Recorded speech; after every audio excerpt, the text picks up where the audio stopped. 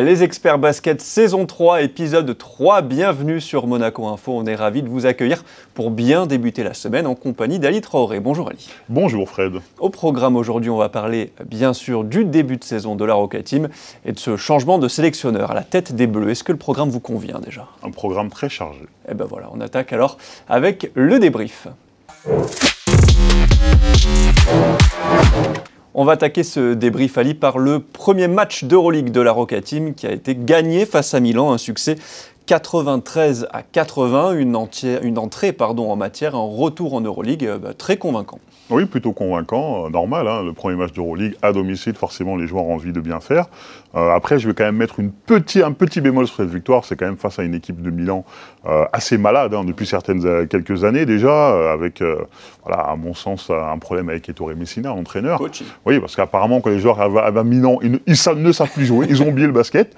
Donc donc c'est une victoire qui amène confirmation la semaine prochaine, on va dire. Alors on a quand même On a quand même vu de très belles choses, notamment sur le plan défensif. 26 points encaissés seulement à la mi-temps. On a retrouvé cette vraie agressivité et intensité qui faisait un peu la marque de fabrique de la Roca Team. Oui, très important d'être très agressif défensivement, mais encore une fois, c'est face à un Milan malade.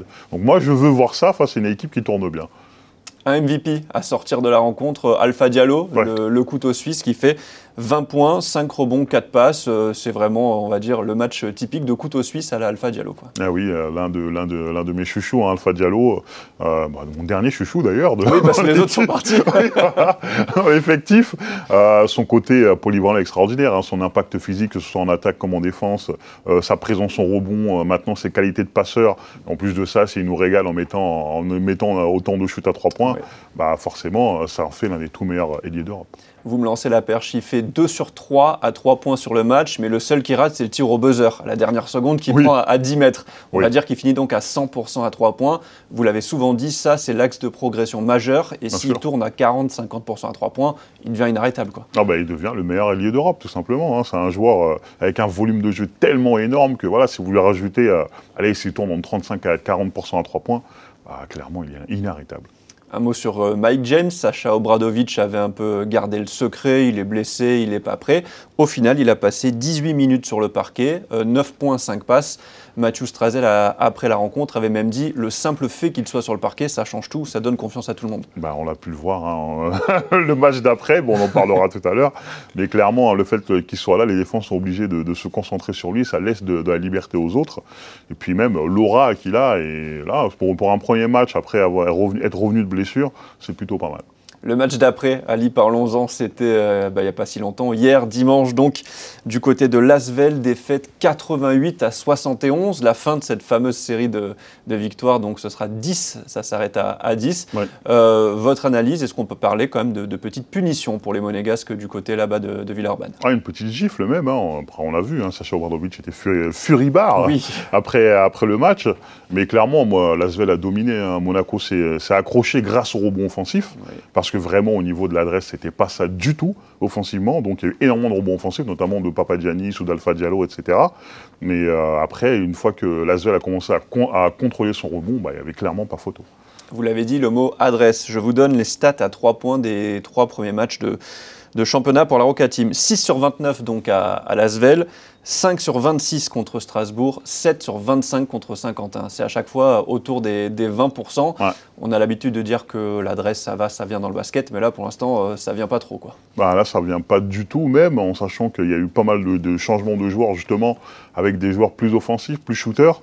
Donc on a perdu pas mal de soldats pour des shooters, et là, ça chute moins bien que la saison dernière.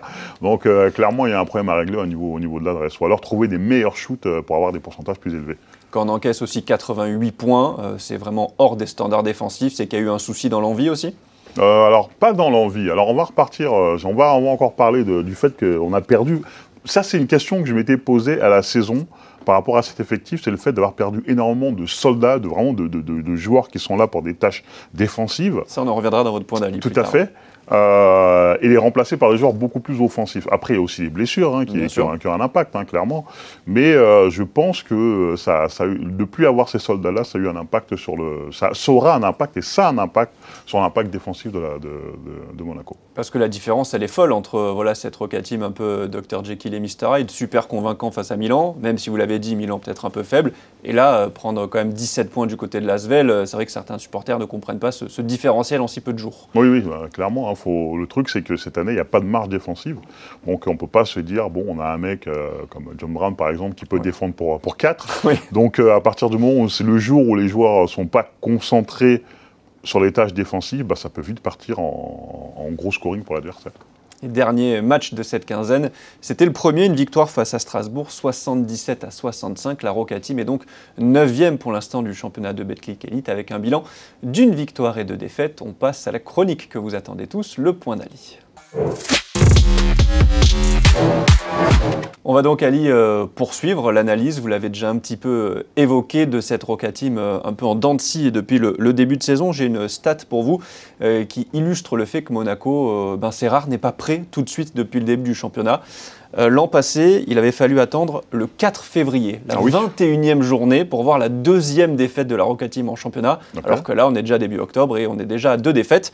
Selon vous, du coup, Ali, est-ce que trop de soldats, vous avez évoqué ce mot-là, sont partis durant l'intersaison? Alors déjà, avant de ça, je veux aussi parler du fait que la préparation était mauvaise d'après Sacha Obradovic, car il n'y avait pas assez de joueurs apparemment, beaucoup de blessures, beaucoup de joueurs manquants.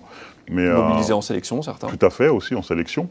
Et ensuite, oui, clairement, moi je pense que le fait d'avoir perdu des joueurs comme Dante Hall, Yacouba Ouattara, Jordan Lloyd et John Brown, ça fait du mal. Ça fait du mal titulaire des fois. Clairement, surtout, ça a été remplacé par des joueurs des vocations plus offensives. Je pense à Vito Brown, par exemple, qui n'a pas du tout trouvé sa place actuellement. Furkan Korkmaz, qui est arrivé totalement hors de forme et qui est blessé. Calates qui est blessé.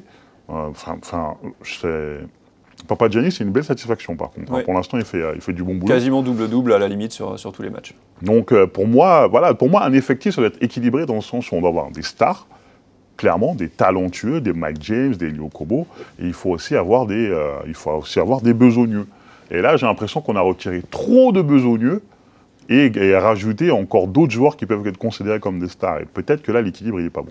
La fameuse balance entre le talent, le scoring et le soldat et les fameux intangibles, tout ce que vous disiez, ce que faisait John Brown, provoquer des passages en force, faire des prises à 2. Il manque ce genre de chien, comme on dit, sur le terrain. Il y a plus ça, les contres de Dante Hall, sa dissuasion dans la raquette, même si Papagiannis est pas mal là-dedans aussi. Jordan Lloyd, c'est le joueur le plus équilibré du trio infernal, là. Parce que lui, il avait de vraies capacités à défendre. Yacouba Ouattara, on le sait, il le mettait en tâche défensive sur les meilleurs scoreurs adverses. Maintenant, il reste Alpha Diallo, Blossom Game, dans les guerriers. Donc, ça manque. Donc, je pense qu'il y a je l'ai dit dans notre preview de la saison, que cette saison, je pense que Monaco peut basculer d'un côté ou de l'autre. Soit ça fonctionne très bien, et ça peut aller très loin, soit il y aura un problème et ça fonctionne pas trop et ça risque de caler un peu. Donc là, je vois des signes un peu flippants, entre guillemets, mais j'ai bon espoir que ce soit réglé rapidement. Mais est-ce que pour que ça bascule justement du bon côté, il faut changer quelque chose? La Roca Team nous a habitués sur les saisons précédentes, par exemple avec Mo Herman qui a été coupé assez tôt, pour justement changer. Est-ce que selon vous, il faut changer déjà quelque chose, ajouter quelque chose? Ça me paraît un peu tôt quand même. Ça fait quoi, un match d'Euroleague et 3 matchs de championnat. 3 matchs de championnat? Non, ça me paraît un peu tôt quand même. Il faudra faire un bilan peut-être à la prochaine trêve qui arrivera. Il n'y aura pas de trêve d'Euroleague. La prochaine fenêtre internationale peut-être. Mais pour l'instant, il faut essayer de trouver des solutions avec les joueurs qu'on a. Il y a quand même des joueurs de qualité. Il ne faut pas non plus être trop négatif. Vous dites peut-être qu'on est trop alarmiste si on dit que 2 défaites. On sait qu'il y a eu du changement à l'intersaison, l'intégration des nouveaux joueurs, ça prend du temps pour qu'ils apprennent à jouer ensemble. Tout à fait. Il y a des petits signes d'inquiétude, mais ne soyons pas non plus totalement défaitistes. Restons sur ces belles paroles du sage Ali Traoré. Pour clôturer cette chronique, on passe à la question du jour. Pour les plus jeunes qui nous regardent, Ali Traoré n'a pas seulement été un consultant et un Instagrammeur de grand talent, c'est aussi 56 sélections. en équipe de France et une médaille notamment au championnat d'Europe en 2011, c'est ça? Tout à fait, Pierre. Donc vous avez eh bien, une très bonne légitimité pour cette question du jour, puisqu'on va parler de la succession de Vincent Collet à la tête de l'équipe de France. C'est donc Fred Fautou qui a été choisi et qui sera le 18e sélectionneur de l'histoire des Bleus. La question, est-ce que c'est un bon choix? Pour moi, oui. Pour moi, c'est le meilleur choix. Si on partait sur un entraîneur français, actuellement, pour moi, le meilleur entraîneur français, c'est Frédéric Fautoux. Alors, il est un peu, il a sa personnalité, etc., etc. Mais ce qu'il propose avec Bourg-en-Bresse depuis quelques temps, c'est un basket qui me plaît. C'est un basket jeune, c'est un basket rythmé. Il y a de la défense, il y a du tir, il y a du passing game. Et je pense qu'il saura tirer un maximum de l'équipe de France. Vous avez évoqué donc son club de la JL Bourg qui l'a amené en finale d'Eurocup la saison passée. Ça veut dire qu'on reste sur ce principe de double casquette, un sélectionneur qui aussi coach une équipe, ça c'est pas dérangeant. Bah écoutez, la saison dernière, Vincent Collet n'a pas pu faire la double casquette, donc du coup il n'y avait pas de double casquette. Mais après ça, c'est vrai que ça peut être un frein dans le sens où il peut arriver un peu cramé pendant les fenêtres, Freddy Fautoux. Après, il a un staff derrière lui, forcément. Il vient avec Laurent Villa et Brian George, un assistant qui est pour l'instant justement à Atlanta. Voilà, après s'il y avait un choix à faire, clairement, il fallait prendre le meilleur entraîneur, et pour moi, le meilleur entraîneur, c'est Freddy Fautoux. Le fait qu'il ait joué en équipe de France, qu'il ait eu sa carrière au très haut niveau en tant que joueur, ça aussi c'est un plus par rapport à un groupe quand il va devoir faire passer ses messages en termes de crédibilité tout simplement. Alors c'est simple, même au-delà de l'équipe de France, moi personnellement en tant que joueur, je ne pouvais pas trouver quelqu'un de crédible si la personne n'était pas joueur avant. D'accord. Donc clairement, ça a un plus énorme pour lui d'avoir été un joueur de haut niveau, d'avoir connu le haut niveau, d'avoir joué en Euroleague, joué un peu en équipe de France. Donc oui, clairement, un coach qui n'a jamais joué, personnellement, je le regarde un peu de côté comme ça. Donc c'est pas le cas pour Freddy Fautoux, donc c'est très bien.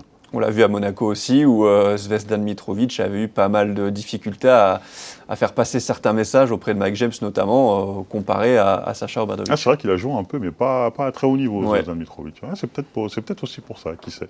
Vincent Collet a joué à haut niveau, il a joué un peu en Pro A, Pro B.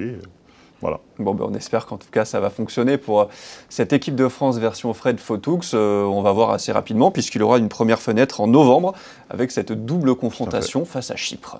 Ah oui, c'est très haut niveau. On attend de voir ça. Ali, merci infiniment d'avoir été avec nous pour bien entamer cette semaine. Merci à vous. Et puis on se retrouve dans 15 jours pour une nouvelle émission des Experts Basket.